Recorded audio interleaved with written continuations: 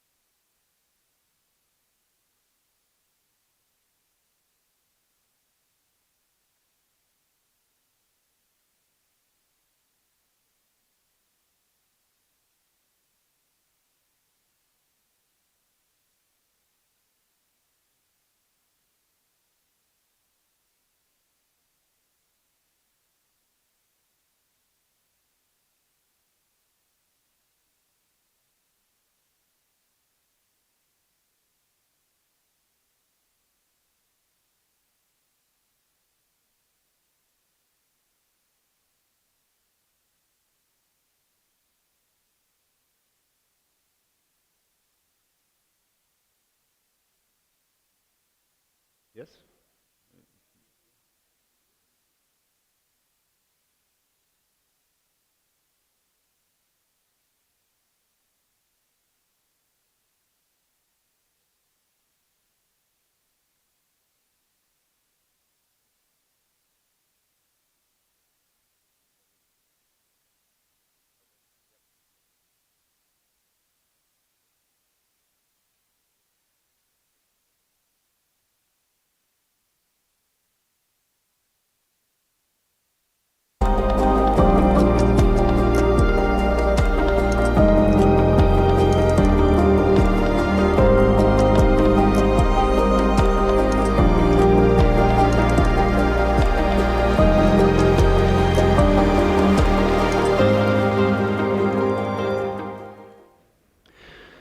So welcome everybody to this panel on offshore wind presented by the European Commission and the International Renewable Energy Agency.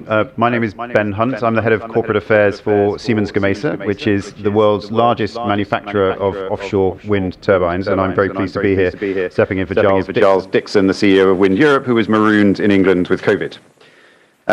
Offshore wind has been an incredible European success story, with 35 gigawatts deployed mainly in the North Sea and the Baltic, and with huge growth to come.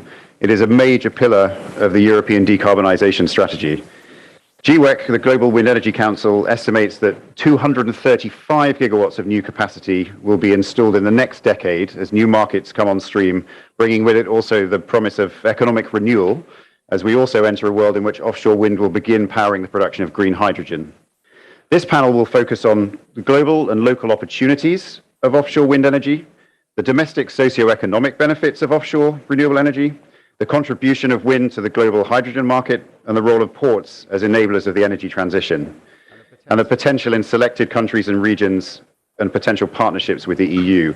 We have a very distinguished panel of speakers for a little bit later, but first we're going to have two interventions, keynote speeches from Francesco La Camera, who is the Director General of ARENA, the International Renewable Energy Agency, but first, Kadri Simpson, who is the EU Commissioner for Energy.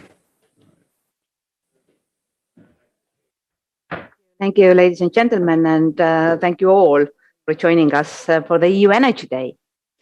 I'm delighted to welcome you to this session co-organized with our good friends and partners at the International Renewable Energy Agency. Tackling climate and environmental challenges is an urgent global need. In Europe, with our Green Deal, we are putting sustainability and green transition at the heart of our economic development and competitiveness. By 2050, our climate neutral energy system will have to largely rely on renewable sources. But to meet the at least 55% greenhouse gas reduction target for 2030, the share of renewables has to be ramped up much sooner. This is, of course, not only the case in Europe. ARENA's World Energy Transitions Outlook shows clearly that any realistic global path to a net zero world has to be grounded in renewables. But as Francesco La Camera is himself here today, I will focus my remarks mostly on the European journey. This July, we published a number of ambitious legislative proposals to make sure that we hit the big milestones we have set ourselves. With the revised Renewable Energy Directive, we propose to upgrade the EU renewables target from 32% to at least 40% by 2030. The EU, with its 5 sea basins, outermost regions, and overseas territories, has massive potential for offshore renewable energy, especially offshore wind. To take full advantage of this potential, the European Commission published a year ago a dedicated EU strategy on offshore renewable energy. The offshore strategy steers our course in this area with ambitious 2050 targets. But then we will need to reach 300 gigawatts of offshore wind capacity and 40 gigawatts of ocean renewables, such as wave, tidal, and floating solar. Ramping up offshore energy is a no-brainer for the climate point of view, but it also brings other benefits. The EU is a global leader in this area, with the biggest turbine companies based here and the largest share of ocean energy patents held by European businesses. Rapid growth in the sector would give a boost to our economies and create green, high-quality jobs. This is always an important consideration, but especially so as we are entering the post-pandemic recovery. In fact, we expect jobs in offshore renewables to triple in the EU by 2030. This is from around 62,000 people working today in the offshore wind industry and around 2,500 in the ocean energy sector. For the offshore revolution to materialize, we of course need ambition and investment, but there are also some more practical considerations. First, we need adequate grids both on and offshore. The planning of the offshore grid goes beyond national borders and has to take into account the whole sea basin. In this view, the revision of the Trans-European Networks for Energy regulation allows us to have a necessary framework for cross-border infrastructure. Second, we have to streamline the permitting process, which has become a serious bottleneck for getting offshore projects off the ground. According to the EU rules, permits should be given out in 2 years, while in reality, it can take 6 or 7. Both in our 10E and Renewable Energy Directive proposals, we have concrete provisions to improve this situation. We'll also publish a guidance and best practice document next year to support progress in this area. There is another key piece of the energy transition puzzle that is often mentioned in the same breath with offshore energy. It's renewable hydrogen, and for good reason. Offshore wind is the ideal energy source for producing green hydrogen in electrolyzers, as it can provide peak scale, high capacity renewable power. Industrial sites near ports are often big consumers of hydrogen. So there is an immediate synergy as well. Electrolyzers could be built at the ports to produce green hydrogen from offshore wind and thus provide green electricity as well as green hydrogen to the industrial activities near the ports. In the EU, we have made renewable hydrogen our clear priority. While energy efficiency and electrification should be the basis of our future energy system, we will need hydrogen to decarbonize hard-to-abate sectors. This is why in our hydrogen strategy, we have put in place ambitious targets for renewable hydrogen production capacity in the coming years. 6 gigawatts of electrolyzers by 2024 and 40 gigawatts by 2030. By then, if not sooner, we expect the price of green hydrogen to be competitive with fossil-based hydrogen. Ladies and gentlemen, the EU domestic focus on offshore renewables and green hydrogen is abundantly clear, but we are equally clear on the need to take advantage of both these technologies globally. And we are cooperating with strategic partners worldwide to make this happen. Both technologies are priority areas of cooperation under the EU-US Energy Council and the new Transatlantic Green Technology Alliance. On offshore wind, we are planning a business-to-business event in the margins of the next ministerial meeting of the EU-US Energy Council. Regarding clean hydrogen, we are discussing concrete initiatives to develop an open and resilient global hydrogen market. North African countries, thanks to the abundance of renewable sources, both sun and wind, are ideally placed to produce renewable hydrogen and its derivatives. These can be used both for local consumption and export, in particular towards Europe. The EU hydrogen strategy explicitly identifies North Africa as a potential strategic partner in this sector. There are many other parts of the world currently looking into offshore renewables and green hydrogen. And Europe can share our experience and learnings to speed up the process. The EU has supported India in assessing the feasibility of an offshore wind energy sector in the country. Now EU businesses and investors are looking forward to actively respond to a first call for tender to deploy offshore wind in India.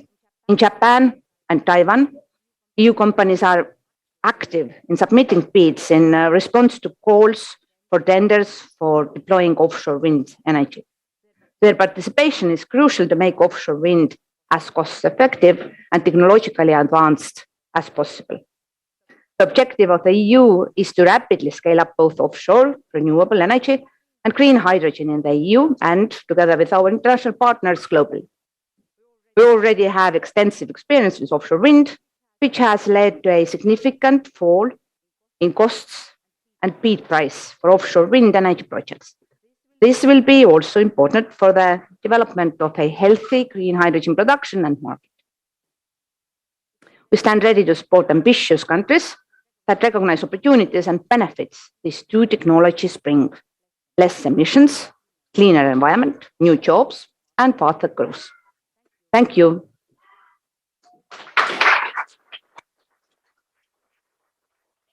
Thank you, Commissioner. Now, for our second keynote, Francesco La Camera, the Director General of ARENA. Thank you.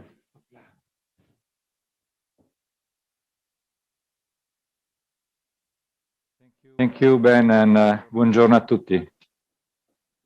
Good morning. It's a really pleasure to be here with you. I just noticed that when we are talking about new technologies in the public, the gender balance is ensured.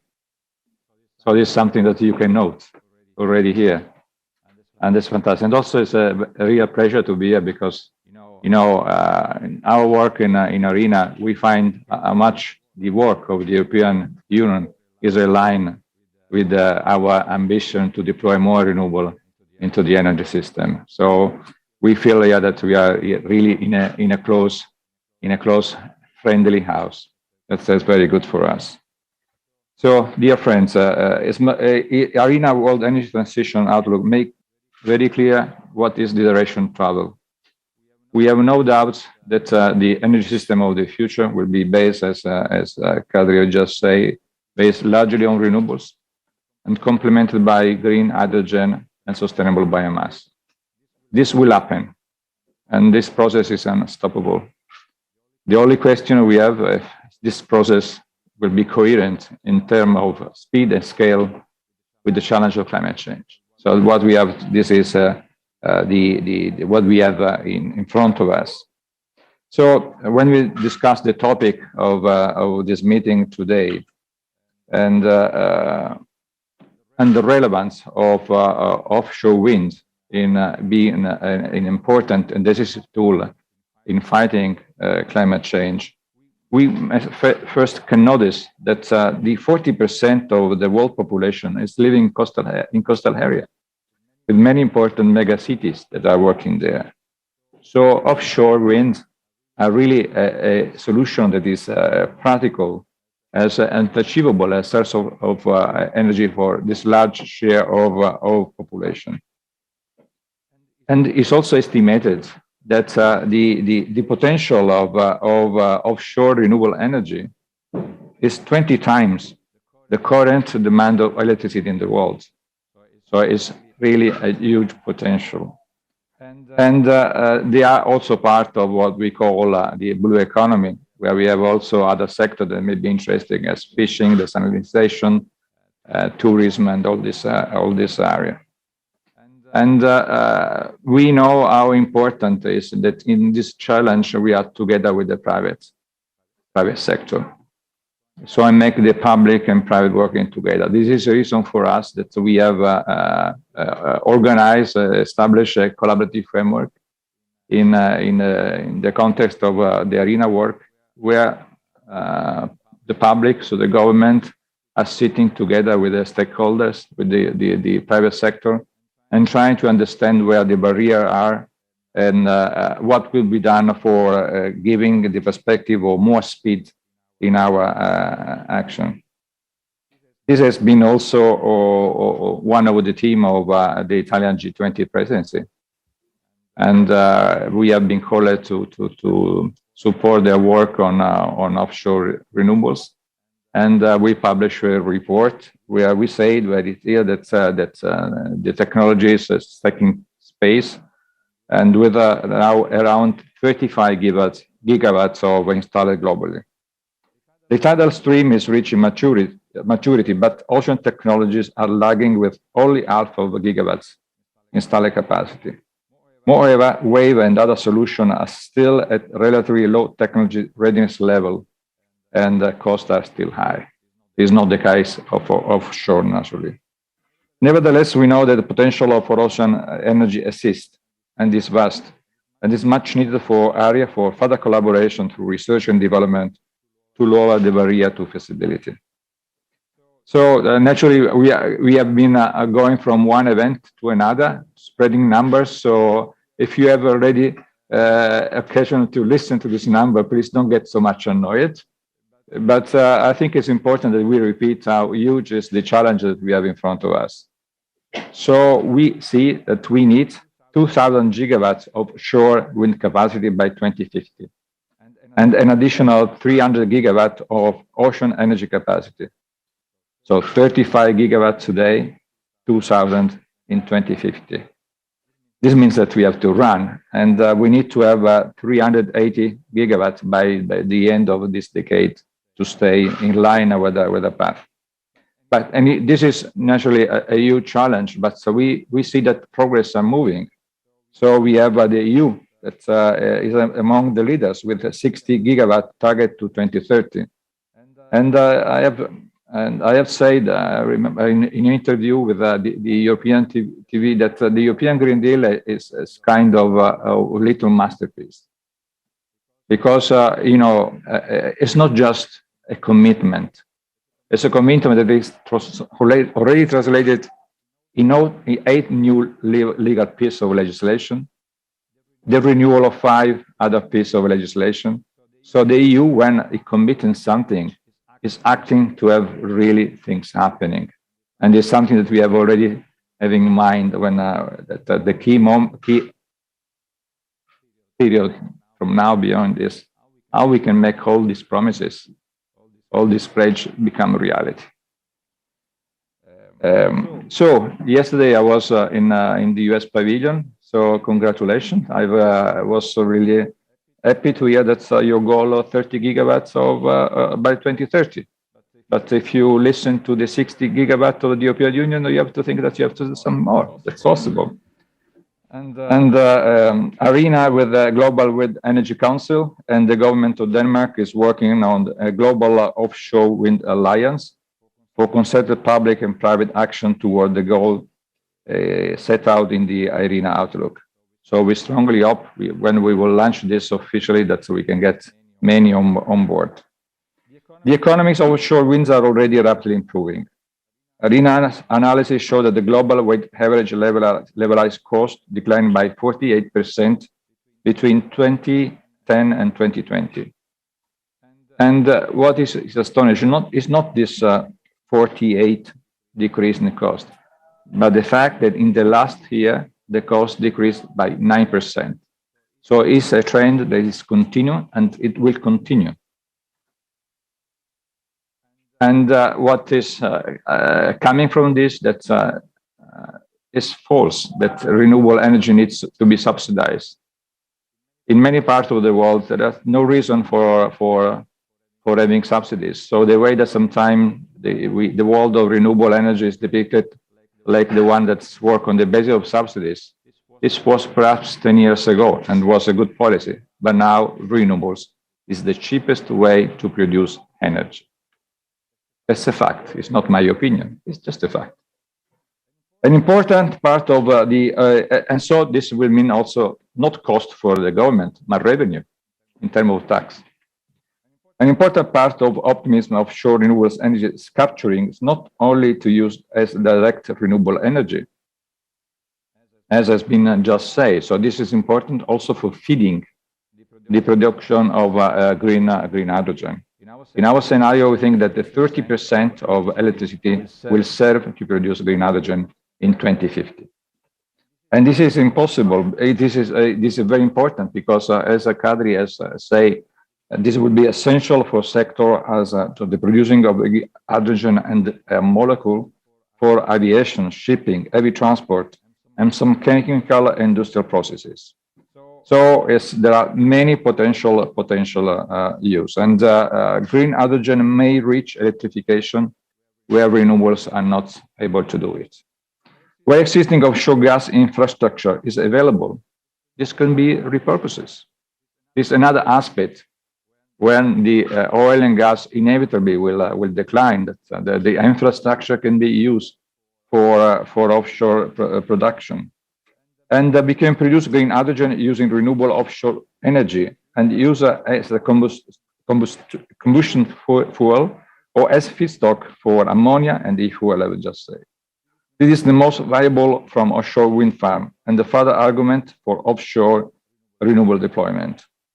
And we see a very important progress in this regard. So where offshore and green hydrogen are produced in the same site, in the same platform, in the same pipe. So it's fantastic if you think how we have been progressing this. And there is a very important example, this the Aquaventus consortium in Germany, with an electrolyzer capacity of 10 gigawatts. It's currently the largest planned offshore wind and green hydrogen project. And we have also many examples also coming from Denmark, where they are building 2 islands for producing green hydrogen and exporting to the neighboring country. The uptake of this synergic partnership is becoming more and more crucial as we strive toward carbon neutrality and a just energy transition. Lastly, I wish to highlight that IRENA World Energy Transition Outlook estimates that we can reduce 10% of carbon dioxide emission by 2050 through the development of green hydrogen and its derivative. So we will have 12% of hydrogen in the total final consumption in 2050, and we will have an impact in terms of reduction of emission of 10%. We are not only the one that know this. Even this COP, we see a tremendous momentum for green hydrogen. We can also look at this through the lens of the UN Energy Compact, where there is an actual commitment for 128 gigawatt electrolyzer capacity to produce 26 million tons of green hydrogen derivatives by 2030. At IRENA, we are working hard to promote the benefit of green hydrogen to our members and partners.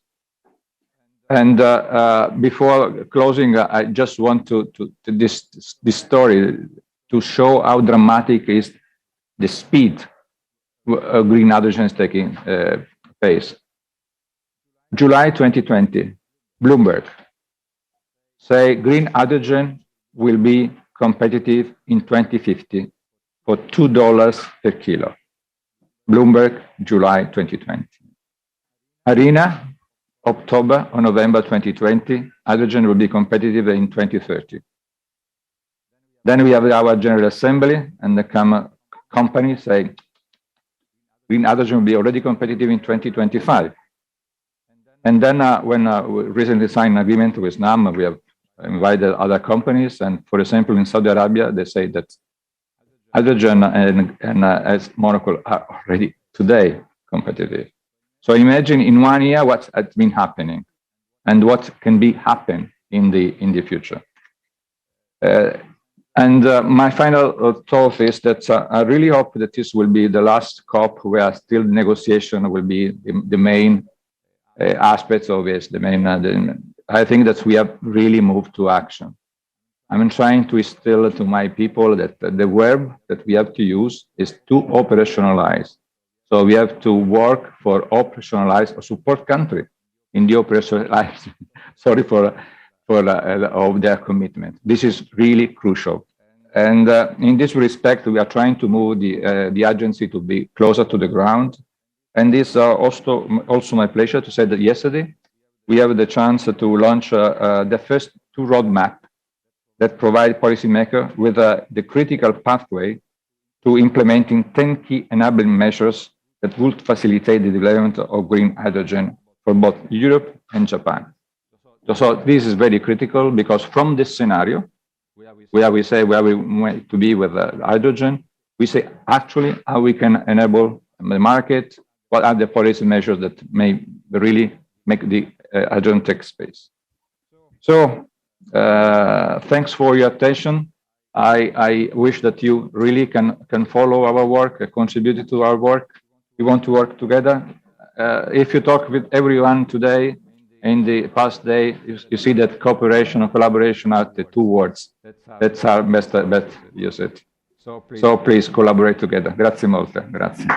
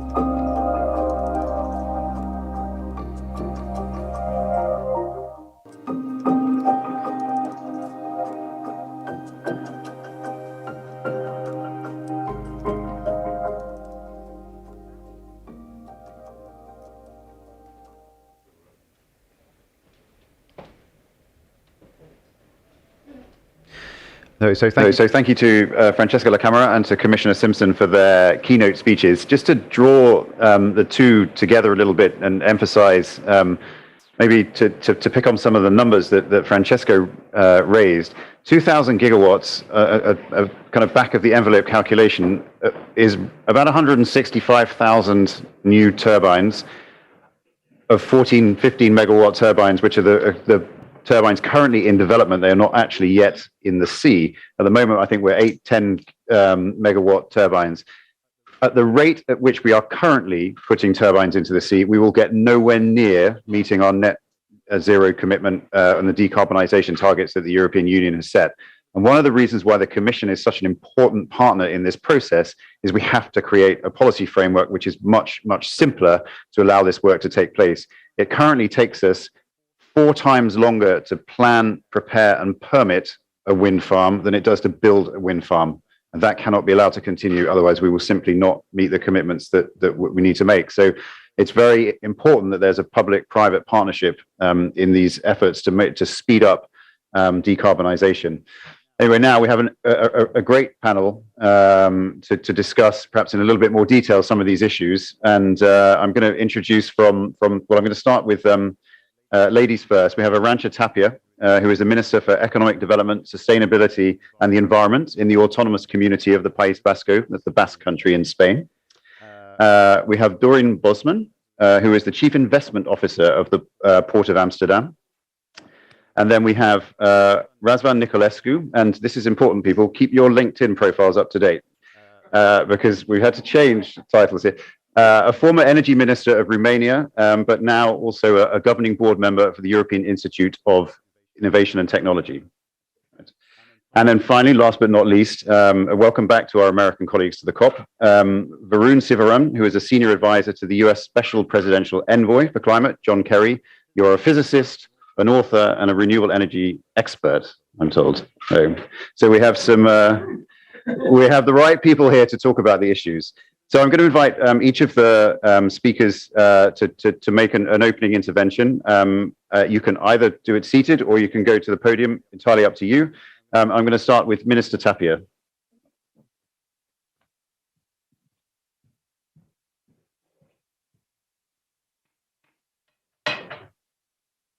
Good morning, ladies and gentlemen. Thank you very much, Ben.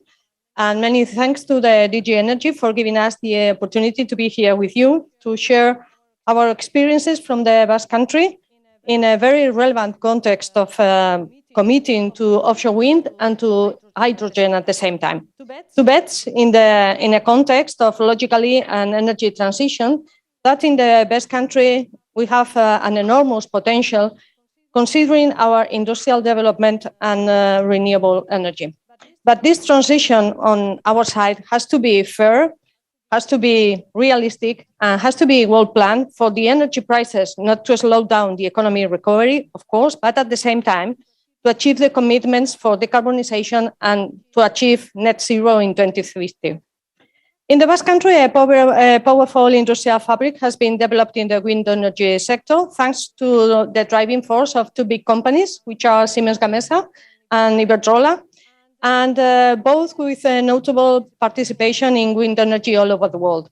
At the same time, the Basque Country has a maritime sector with an important role in economic and industrial development, which is a world benchmark in the construction of high-tech ships, but in the manufacture of equipment and products with high added value, which is playing an important role also on offshore wind. The Basque entities cover the entire value chain of the wind sector, from the development of the wind farm to the operation and maintenance, passing through manufacture of foundations. In this sense, the Basque companies participate in most of the global offshore wind projects, considering fixed foundation anchored to the seabed, as well as demonstration for floating foundations. In this case, we have two companies, which are Saitec and Nautilus Floating Solutions, that have already on work demonstration projects located in BIMEP, which is our infrastructure in the Basque Coast for testing all these kind of projects. Together with that, we have other R&D infrastructure for wind sector supported by the Basque government and working together with the private sector, which are, for instance, Windbox, which is a center for advanced manufacturing, and HashLab, which is a floating laboratory for the evaluation of materials, components, and equipment in a 100% offshore environment. But together with that, we need an energy strategy, and we are working on it in the frame of energy transition and climate change law, which will be prepared for in the next months, in the first period of 2022, that will establish a legal framework for us in the Basque Country to achieve net zero in 2050 and to move towards a more climate resilient territory, taking advantage of technological development to boost Basque industry so that climate objectives could be interrelated with energy transition and with industrial policy. For us, these three things are the same and are very, very important for our economy. The organization in April 22 of the annual event of European Wind Energy Business, which is Wind Europe in Bilbao, the Basque Country, again, because it was there in 2019, confirms that Euskadi, the Basque Country, is one of the main references in the European area. And we are some of the important players in this area. But together with this, the Basque Country has developed its own strategy for hydrogen 2030. We aim to establish the guidelines to promote the creation of an hydrogen ecosystem based on the production of renewable hydrogen. And at the same time, we need the infrastructures for storage, for distribution, for transportation, and to support local market in order to decarbonize all our economy. That we consider is something important because we have an industrial base which is quite intensive in energy and nowadays is part of the main challenge we are trying to achieve. The Basque Hydrogen Corridor initiative is part of this strategy and aims to create an ecosystem where production, distribution, and consumption, based on our industrial base, on technology and logistical capacities in the Basque Country, through public and private collaboration, is going to develop more than 35 projects and involves a lot of actors. More than 11 public institutions, more than 13 centers for R&D, and more than 60 players, companies, and related business agents. The Basque Corridor is called to be one of the pillars to advance to this decarbonization in the Basque Country, but considering the industry in the center of our policy.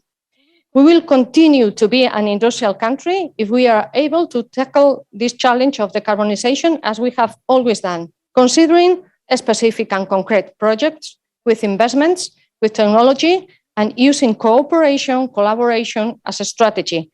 Public and private working together, as we have always done in the Basque Country, but now with more intensive process. So these are the best ingredients in order to achieve this energy transition in the Basque Country. And I reiterate the gratitude to this opportunity. And I offer our collaboration to other areas, to other projects, in order to achieve our main goal, which is net zero, altogether in the European Union. Thank you very much.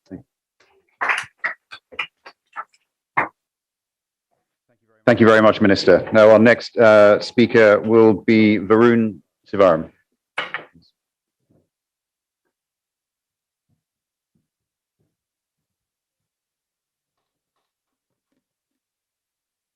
Good morning. Good afternoon.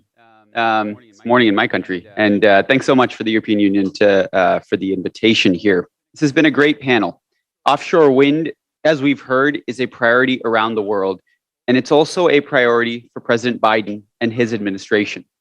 We heard earlier, Francesco de la Camara, he's here, mentioned President Biden's 30 gigawatt offshore wind target. Now, in the context of what Europe's already accomplished, 30 gigawatts doesn't seem that large. But it will be a step change for the United States in more ways than one. First, the United States intends not only to invest in shallow bed offshore wind, but in addition to floating offshore wind in deep sea waters. The US will be a technology leader as we leapfrog toward the new horizons. In floating waters, for example, you'll have more ready access to far more steady wind speeds and higher capacity factors. And that matters a lot. And what we're talking about, as Francesco said, is the production of hydrogen. And as you said, particularly excitingly, the production of hydrogen with electrolyzers right there in the tower. So the president's 30 gigawatt goal in this context, which is deploying the technology we already have available, but then developing the new technologies we're going to need, not just to get to 30 gigawatts by 2030, but hundreds of gigawatts by 2050 to reach net zero emissions, is critical. As you all know, this is in the context of President Biden's goal for carbon-free electricity in the United States by 2035, a critical element of our push for net zero by 2050. When we talk about offshore wind, this is an area that is ripe for transatlantic cooperation. And that's frankly, I think the reason that I'm here speaking in the European Union pavilion is this is an opportunity for us, to learn from Europe. Look, unambiguously, Europe has been there first. We can learn from Europe on a range of concepts. For example, on developing the supply chains, the port infrastructure, and the operations and logistics needed to construct our own offshore wind industry. But beyond just learning the lessons that Europe pioneered, the United States stands to collaborate with Europe on developing the next generation of technology. Again, floating offshore wind is not a settled science. There isn't a single design. There's actually dozens of designs that we'll need to sift through, test, demonstrate, and quickly down select to determine what's going to be ideal. But thanks to a whole of government effort across the administration, and you may have already heard from our Secretary, Deb Haaland from the Interior, we are now going to hold leases by 2025 off both coasts. So not just Maine, New York, and the Mid-Atlantic, but also California, Oregon, and down in the Gulf of Mexico, with a range of different continental shelf dynamics. In California, for example, the shelf drops off real fast, and you get to 600 feet or more quite quickly. So we're going to need to deploy these brand new technologies. I'll say a couple final words about why offshore wind is so important to the United States and around the world. Secretary Kerry, who I work for, Secretary Kerry has gone all over the world to speak with countries about their transition to clean energy. We launched a new initiative called Net Zero World, which will help these countries to use our US national laboratories, the crown jewel of our research ecosystem, to provide technical assistance for the clean energy transition roadmaps in each of these countries. You take India, for example, adding offshore wind to the electricity mix in addition to onshore wind and solar will enable you to have geographic diversification as well as a more stable capacity factor resource in areas where when you hit high penetration of renewable energy will require this diversification of resource. I see Francesco nodding because Irina's done some great work on this, on the importance of diversification of resources. So we're working with countries around the world on offshore wind. And finally, I'll say as offshore wind grows, it will become a major consumer and not just a producer. Right now, offshore wind we think of as a producer of clean, renewable energy. But it's going to be a consumer of commodities like steel. That's why President Biden and Secretary Kerry announced the First Movers Coalition earlier this week. Just yesterday, in partnership with the World Economic Forum, we had Ørsted, for example, the world's largest developer of offshore wind, join the First Movers Coalition and commit to buying 10% of their total steel from near zero carbon steel sources by 2030. It's an enormous commitment, along with Volvo, the automaker, and other major consumers of steel. Offshore wind can not only be a producer of clean energy, it can be a catalyst for the clean technologies of the future outside of just electricity. So let me pause there, but I hope it's clear the US's leadership is on display here. And extremely importantly, here in this setting, the US's collaboration with Europe is also a big opportunity ahead of us. Thanks so much.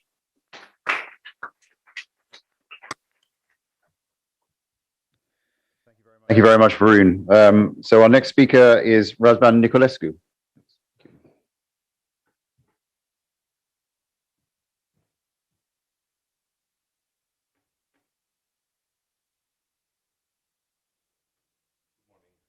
Good afternoon. First of all, I would like to thank the European Commission and to the Commissioner Simpson for inviting me, for inviting us. Also, grazie mille per te, Francesco, and congratulations for the way that you lead IRENA in difficult times. And I'm very happy and very proud to be here today with you. Before entering into the topic of our today's panel, I'd like to make two general remarks. First, it's about my country. So I come from Romania. 160 years ago, we were recorded officially as the first oil producer in the world. The first refinery in the world was built 50 kilometers far from Bucharest, from our capital, at Ploiești. Bucharest was the first city capital in the world with public lighting based on oil. Today, we have 25% out of our energy mix coming from renewable sources. Half of the electricity consumed, almost half, is coming from renewable sources. So it has been an amazing transformation that happened during several decades. And this is probably the consequence of the will of the Romanian people. We are not the richest nation in the EU, but sometimes having big hearts and being responsible is more important than how many zeros you have in the financial accounts in the treasuries. And the second remark, I've spent several days here, I've had meetings, I interacted with many people. I'm a bit disappointed. There are world leaders who didn't come. Probably they were scared of the Scottish Loch Ness Monster. I've seen a lot of competition instead of cooperation. I see a lot of lack of trust. I do not see the unity that we need to face the big challenge today. I see also a lack of humanity. So we have to change that. And during my life, if I've learned something traveling around the world, I've learned about the power of hope. And the power of hope could change the world and for a better one. And I'm here with two Romanian students. I mean, for their generation, my son, I have a son 2 years old waiting for me at home, for his generation, for the generations that follow. We have to act now. And we have to leave a planet to them in where they can live. And we have to leave a better world for them. So let's hope that things will be improved in the coming days. Now coming back to the topic, offshore wind. 20 years ago, the first offshore platform was installed in Denmark. 5 years ago, the first offshore project was completed in Germany without any subsidy. 3-4 years ago, the first offshore floating project was completed here in Scotland. Very big achievements. We are far, as Francesco rightly pointed out, from the 2000 potential that does exist. But we are on a very good track. What could be improved? In my view, 3 things are important. Interconnection. The second important one is to be aware of the policy developments and of the good practices existent across all the seas. Some are more developed than the others. It's important to spread the good practices, and here the European Commission, here the IRENA could play an important role. Across the seas, for example, in the Black Sea, where we have a significant potential, but we have not achieved anything yet. And the third important topic is to continue to work on the cost of the investments, which are still high. However, the trend is clear for a substantial decrease. And finally, on hydrogen. We have been speaking for at least 145 years. Yeah. So when I was 9 years old, I read the book of Jules Verne, published in 1875, The Mysterious Island, and he was talking about hydrogen. We have today 100 million tons of hydrogen consumed in the world. But unfortunately, I think less than 5% is green hydrogen. And this is something that should be our top priority, to decarbonize the current hydrogen that we use in the steel industry, in the chemical industry, in the petrochemical industry. And then it's a lot of, it's a huge potential to use and to rely big time on hydrogen in the transport area. In the maritime transport, in terms of the heavy trucks, in terms maybe of other type of transport like planes.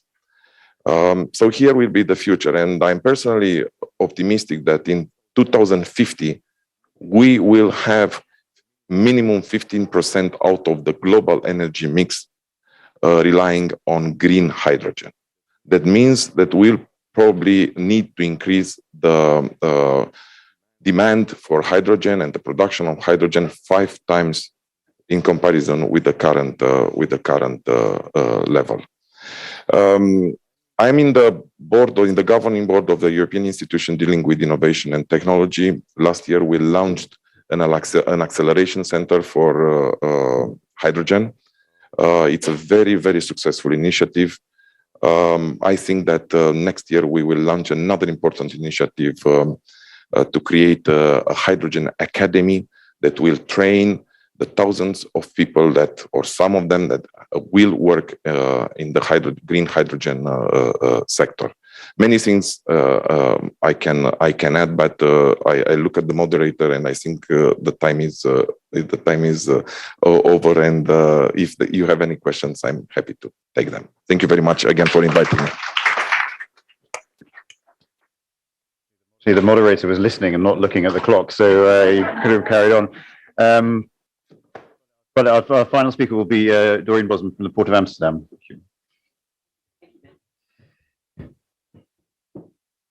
Is it working?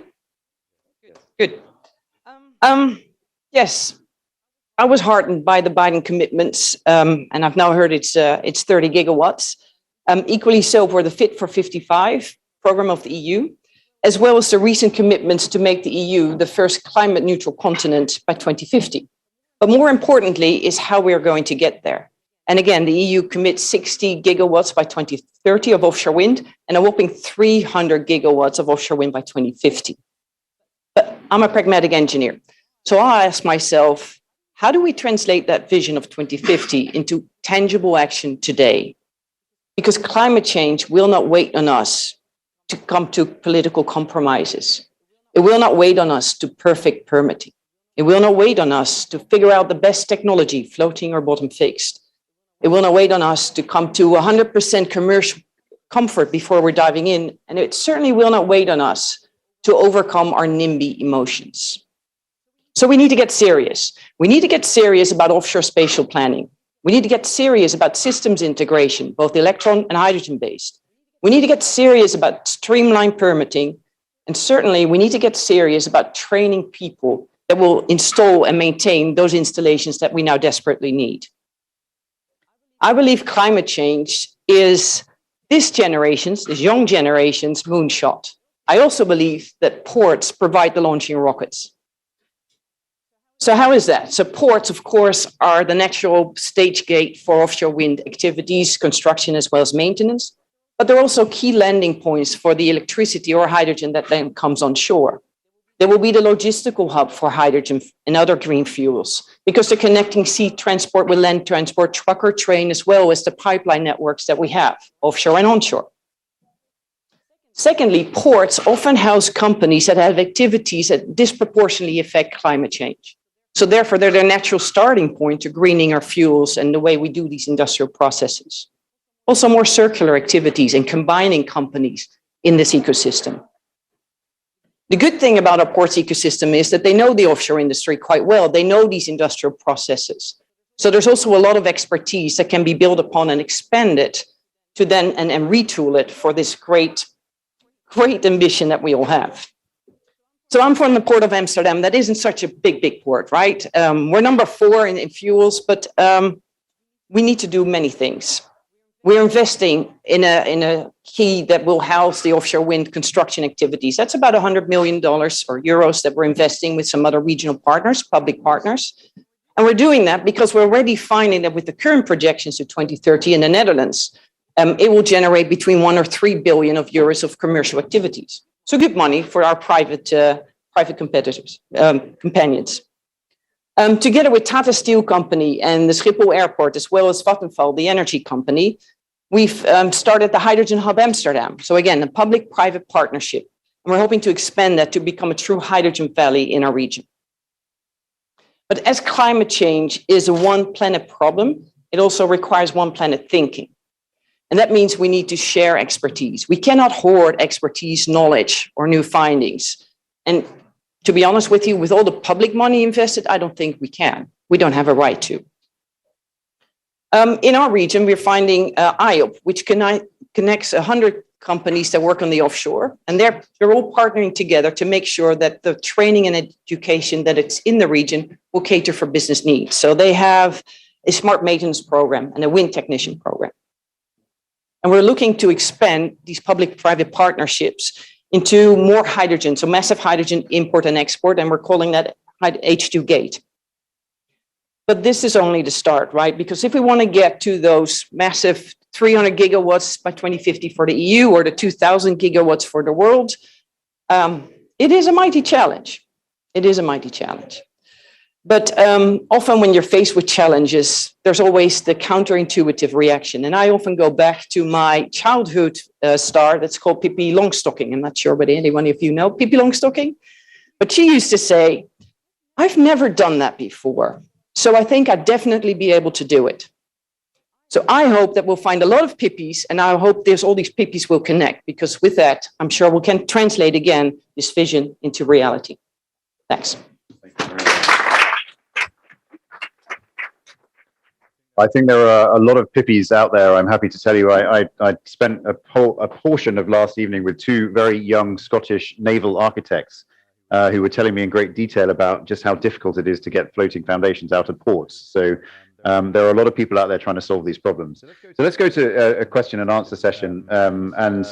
Minister Tapia, I'll start with you if I may. The Euskadi has been, Basque country has been very successful in developing a renewable energy ecosystem. What advice would you give to other regions on the cooperation with industry at local or subnational levels in the context of offshore renewables and hydrogen? Sorry. I think that in the Basque country, as we are a small country, there has been a kind of things that maybe it was something different from other places. But we have always been trying to grow our economy and our social well-being on our industry. So we have been working together with industry. So local institutions and administrations decided some years ago that renewables were going to be important in the future. So we established some kind of planning in order to diversify our industry and to start with companies as yours now, as Gamesa. The Basque government was part of the company at the very beginning. So there are some kind of challenges that the Basque government established with the companies at the same time. So the public-private partnership was established from the very beginning. So I think it's a formula that was good for us and could be good for other regions as well.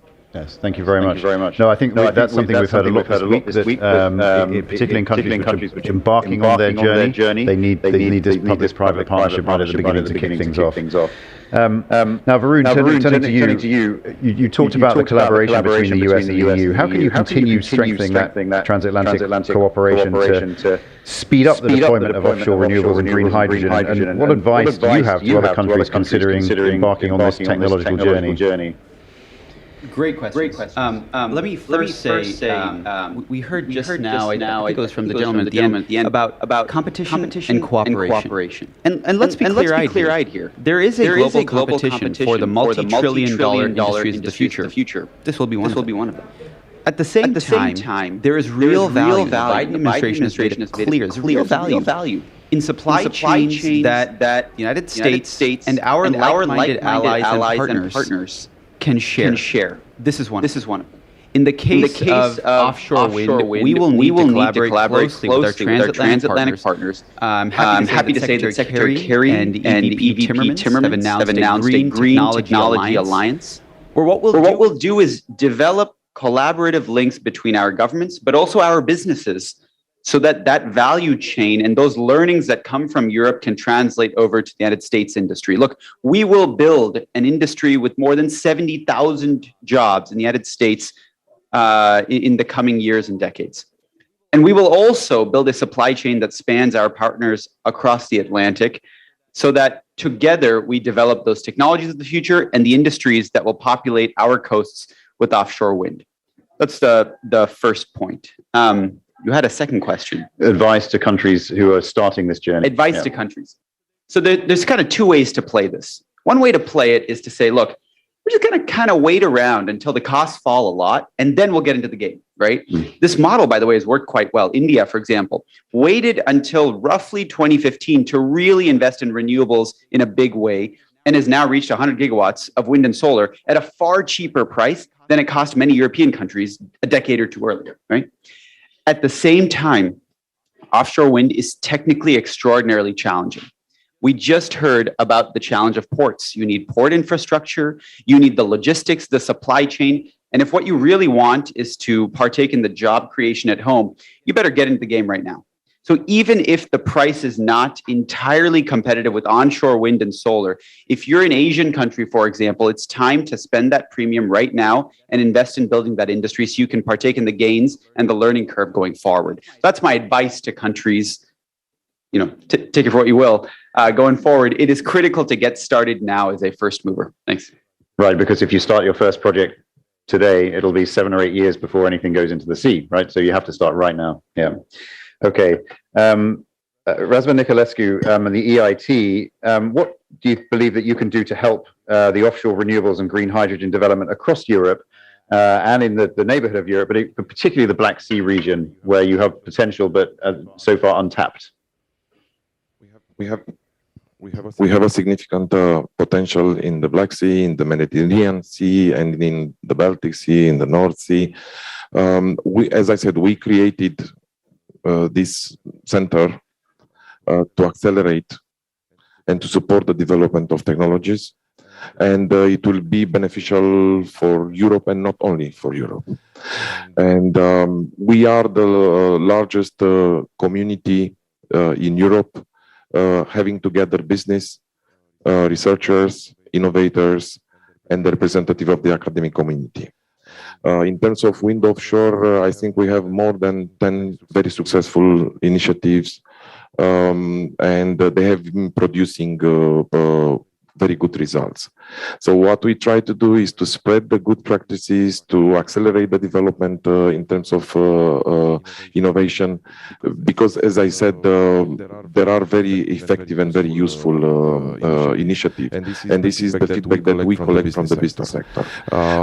In the transformation, in my view, we should rely much more on the society and on the business sector than on fake leaders and politicians. This is my strong view, and I'm giving you the example of my country. Yeah. So we are in top 5 in the world in terms of decoupling the emissions from the GDP growth. We and Croatia, we have the lowest emission per capita in the EU, leading in this respect, and this is because of the private sector. Yeah. Thank you very much. No, it's very impressive progress. And then finally, Doreen Bosman, what are the 3 main actions that you need for deploying offshore renewables and green hydrogen from the perspective of ports in general and your port in particular? Yeah, thanks. And I think I already talked about the investment that we're doing at the Port of Amsterdam with the K and as well as the hydrogen hub. And just to bring that in perspective, why we're doing that, it's because our port handles around 40 million tons of fossil fuels, and it's petrol and kerosene each year. We have a large airport that we're servicing. And we also house a lot of chemical and steel producing companies. So for us, green fuels are really important. But it's not just us and those bigger companies. There's a lot of small and medium type size enterprises. We have a lot of technology centers. They've started with biokerosene. They've started with synthetic fuels. But they need an outlook, and they need some certainty on legislation as well as commercial landscape. So for those, I would say 3 things are important. One is that there is an infrastructure master plan.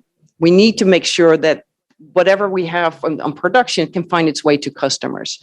That also gets you to permitting, streamlined permitting at all levels, whether it's local, regional, national, or even transnational. And the third one, again, is skills. It really takes the hands, who are the technicians? We've lost the technical trades in the Netherlands. I think there's other countries in Europe that are better, but in the Netherlands, we've lost those. And we really need to collectively make an effort to building those. And so, yeah, I think today we've heard a lot about the production of offshore wind and the production of hydrogen. You started to couple it with steel. I think it's really also creating the demand. So where's the demand? And whether that's by legislation, I don't think we need subsidies, but the market is asking for it. And that will really kickstart the whole flying wheel. And then hopefully we will get to those 300 gigawatts, 30 gigawatts, or 2000 gigawatts, whatever your frame of reference is. Great. Well, thank you very much. Before I ask you to thank the speakers, I'll just make one observation. I think like many of us, I've spent most of the last 2 years sitting in my office at home and completely disconnected from the industry that I work in. The first business trip I took after the various lockdowns in Spain finished was to an offshore wind farm on the south coast of England called Rampion. And if you've never been before, I thoroughly recommend going and seeing an offshore wind farm in motion, because it's almost a religious experience. It's these machines are absolutely magnificent, and for me, it was an amazing reminder just at the moment when I needed it, that this is amazing and what we're doing here is real and it matters. So please go and see an offshore wind farm. But now, thank you. I'd like to thank all of our speakers for their excellent contributions today, and to the European Commission for hosting, and Irena. Thank you very much.